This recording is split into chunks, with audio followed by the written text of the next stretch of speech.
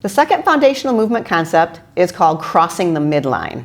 The midline is an imaginary line that goes right down the middle of you and it cuts you into left and right sides. You have to be able to cross the midline with one hand to the other side or even one foot to the other side to do a lot of basic functional skills and then more advanced skills as you get older. For example, if you're writing, when you are writing on paper and you go like this, you are crossing the midline. Also, when you're reading, your eyes go from left to right and they cross the midline.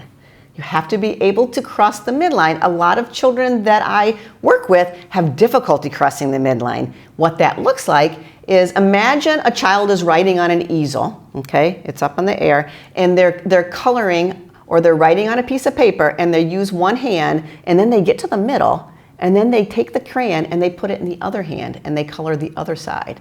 They are not crossing the midline. They have one side of the brain working here and one side of the brain working here. Both sides of the brain need to work in connection, one crossing the midline.